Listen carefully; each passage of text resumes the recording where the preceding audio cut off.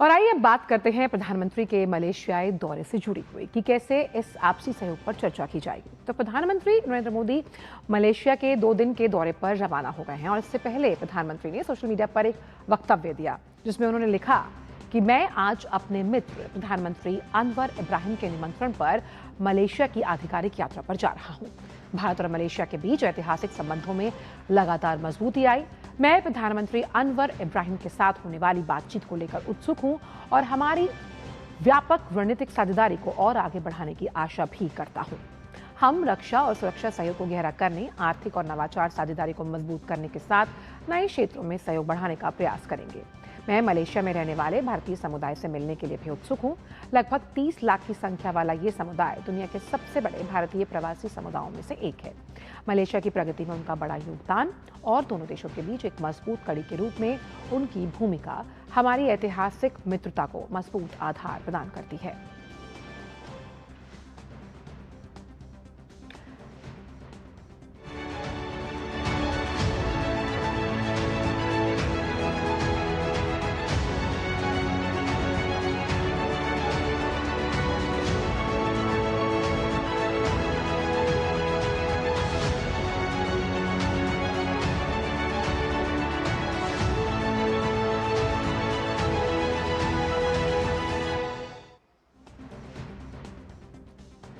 और आप देख सकते हैं कि किस तरह प्रधानमंत्री आज मलेशिया दौरा के लिए जो दौरा है उसके लिए रवाना हुए हैं। और दोनों देशों के बीच अगर देखा जाए तो कई ऐसे सहयोग के क्षेत्र हैं जिसमें हम डिजिटल इकोनॉमी की बात करते हैं, हम यहाँ बात कर रहे हैं नवाचार की, स्टार्टअप्स की।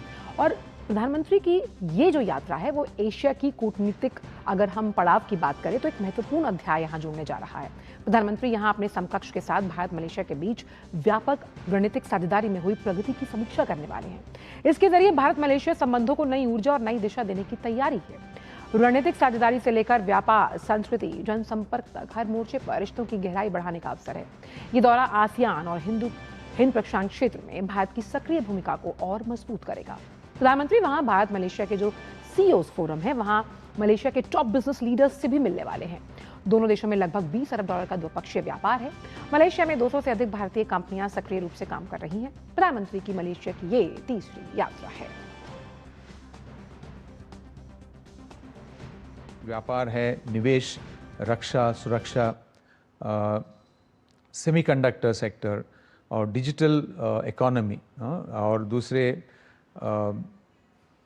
शिक्षा के अंदर और हेल्थ केयर के अंदर, इसके अलावा और लोगों के बीच आदान प्रदान जैसे सहयोग के प्राथमिकता वाले क्षेत्रों में बहुत सारे डिस्कशन होगा इस विज़िट में, क्योंकि हर एक सेक्टर के अंदर ऑलरेडी काफ़ी सारे डिस्कशन हो चुके हैं। मगर इस विज़िट के अंदर दोनों प्रधानमंत्रियों का जो निर्देश पर इसको कैसे प्रगति लिया जाए उसके ऊपर ध्यान दिया जाएंगे। भारत के परिधान अब विदेशों में भी खूब लोकप्रिय हो रहे हैं। हथकरघा साड़ियां अब मलेशियाई फैशन जगत में तेजी से लोकप्रिय हैं। पारंपरिक रेशम से लेकर रंग बिरंगी सूती बुनाई तक जो हैंडलूम साड़ियां हैं वो फैशन के प्रति जागरूक मलेशियाई लोगों के दिलों और अलमारियों में अपनी जगह बना रही हैं। पहले जहां ये साड़ियां मुख्य रूप से भारतीय समुदाय तक ही सीमित थी, अब मलेशिया के जो सभी समुदाय के लोग हैं वो इन्हें दिल से अपना रहे हैं। देखिए इस रिपोर्ट के जरिए।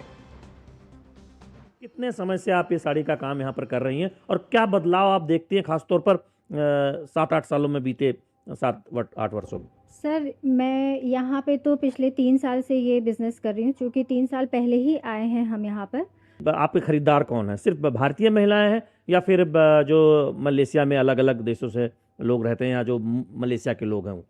नहीं सर, यहाँ पे सिर्फ इंडियंस ही नहीं, Malaysian Indians, Chinese Malaysians, local Malays सभी लोग खरीदते हैं। यहाँ तक कि सिर्फ वो नहीं, जापान से भी जो लोग आते हैं वो भी कांटेक्ट करने की कोशिश करते हैं। और कुछ फ्रेंड्स हैं जैसे किसी के, सो वर्ड ऑफ माउथ जाता है कि हाँ यहाँ पे ये एक लेडी है जो सेल करती है, ऑथेंटिक है, बनारस की है और हैंडलूम है। तो क्या ये चर्चा होती है कि बनारसी साड़ी है, जहाँ से प्रधानमंत्री नरेंद्र मोदी सांसद भी हैं, तो कुछ साड़ी को लेकर आकर्षण बढ़ा यहाँ पर लोगों के बीच?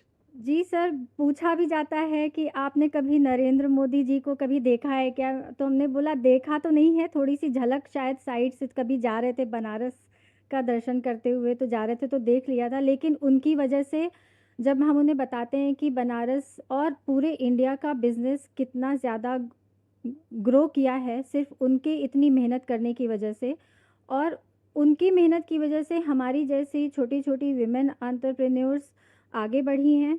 तो और फिर हमने जब सुना कि वो सुबह-सुबह उठते हैं बिल्कुल अर्ली मॉर्निंग और तब से वो काम शुरू करते हैं रात के सोने तक और उनकी पूरी टीम काम करती है इस सभी चीज़ों के पीछे हैंडलूम, हैंडीक्राफ्ट को आगे बढ़ावा करने के लिए इंटरनेशनली। तो हमने सोचा कि हम भी क्यों ना इसमें थोड़ा-सा हमारी भी ड्यूटी बन जाती है कि हम भी थोड़ा-सा आगे बढ़ के काम करें। बेसिकली मैं सारी सारे हैदराबाद से मंगवाती हूँ, हैदराबाद से, तमिलनाडु से, कर्नाटका से, डिफरेंट प्लेसेस से, ताकि मैं ज़्यादा वैरायटी लोगों को दे सकती हूँ। मैं एक्चुअली नॉर्थ इंडियंस का ज़्यादा इंटरेस्ट देखती हूँ साउथ इंडियन साड़ीज़ खरीदने में, क्योंकि उन लोग के पास ये वैरायटी थोड़ा कम होता है उनके वार्डरोब में, तो उन लोग बहुत सारा इंटरेस्ट बताते हैं और साउथ इंडियन होता है और नॉर्थ इंडियन साड़ीज़ में इंटरेस्ट और बताते हैं। यहाँ मलेशिया के लोग और बाकी जो देशों से लोग रहते हैं? हाँ, बाकी लोग भी बहुत मलेशियन तमिलियंस जो है, जो सेटल्ड है बहुत दिन से, उन लोग को ये वैरायटी यहाँ नहीं मिलता है। तो ये वैरायटी मैं वहाँ से लेके यहाँ पे पहुँच सकती हूँ, मतलब इनको दिला सकती हूँ, तो इट्स वेरी नाइस। वर्ल्ड को कोई बंदा नहीं होगा कि मोदी के बारे में नहीं जानते हैं। सब लोग मोदी के जानते हैं एंड मैं तो बड़ी फ़ैन हूँ उनका। उनका हर चीज़ जो भी उन्होंने स्टार्ट करते हैं वो सक्सेस ही हो जाता है। तो उन्होंने रिसेंटली हैंडलूम को प्रमोट किया है। I am very happy that he's promoted this, and then this will help the handloom textile women entrepreneurs and women who are behind working struggle day and night, उन लोग को बहुत अच्छे से वो प्रमोशन मिल गया है एंड देन इसका वैरायटी भी उन लोग को भी थोड़ा मोटिवेशन हो गया है कि हाँ हम हमारा भी थोड़ा विजिबिलिटी आ गया है, तो सबको पता चल रहा है क्योंकि मोदी जी बताए तो मतलब इट्स एनफ। राधिका ये बता रहे हैं कि जब से प्रधानमंत्री नरेंद्र मोदी ने हैंडलूम को प्रमोट किया है, मलेशिया में साड़ी की मांग काफ़ी बढ़ी है और साथ ही साथ भारतीय परिधानों की। कैमरामैन विनय तिवारी के साथ शैलेंद्र मिश्र, डीडी न्यूज, मलेशिया।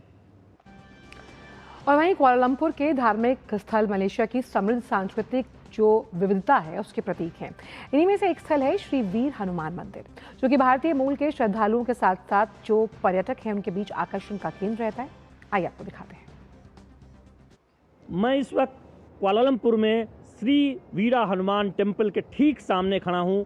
ये बेहद खूबसूरत मंदिर, यहाँ पर सुबह शाम बड़ी संख्या में लोग दर्शन करने आते हैं। ठीक पीछे आप हमारे मंदिर देख रहे हैं, जहाँ पर न केवल भारतीय लोग, भारतीय मूल के लोग, बल्कि दुनिया भर के लोग जो यहाँ आते हैं वो इस जगह पर बड़ी संख्या में दर्शन करने के लिए आते हैं। तो ये मंदिर खूबसूरती का एक उदाहरण है, किस तरह से यहाँ पर ये हनुमान मंदिर बनाया गया है जो आप यहाँ पर देख रहे हैं।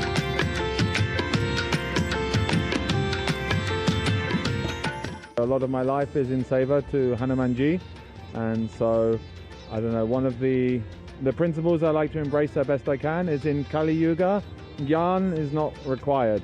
So just following our heart, and then hopefully Hanumanji can guide us. Every day without fail, after work, I will come and see Hanuman, pray to him, how much of sorrows and heaviness I have inside also. Just that 5 minutes, I just come and talk to him, I feel very relieved.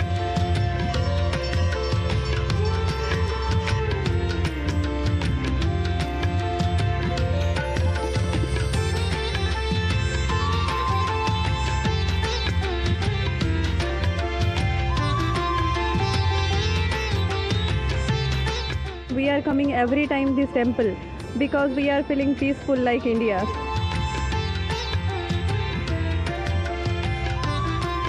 बहुत सुंदर मंदिर है हनुमान जी का, और यहाँ का जो vibe है, पॉजिटिव वाइब, आपको कहाँ पर भी नहीं मिलेगा फॉरेन कंट्री में।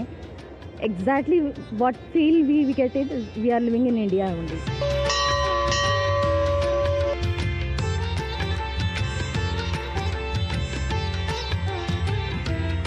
From the baby Hanuman to, that means he has everything here now. We got 1,008 Hanuman statue here.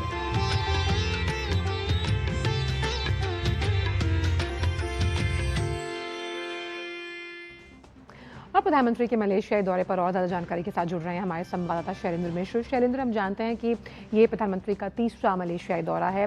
दोनों देशों की अगर हम बात करें तो किस लिहाज से, अगर हम डिजिटल इकोनॉमी की बात कर रहे हैं, नवाचार है, स्टार्टअप्स हैं, इन क्षेत्रों में जो कि किसी भी इकोनॉमी के ग्रोथ ड्राइवर्स ऑफ इंजन होते हैं, कैसे ये रिश्ते आगे बढ़ेंगे? बिल्कुल, बीते कुछ वर्षों में हमने देखा है कि भारत और जो मलेशिया के रिश्ते हैं, जो संबंध है, वो उसमें काफी गर्माहट आई है।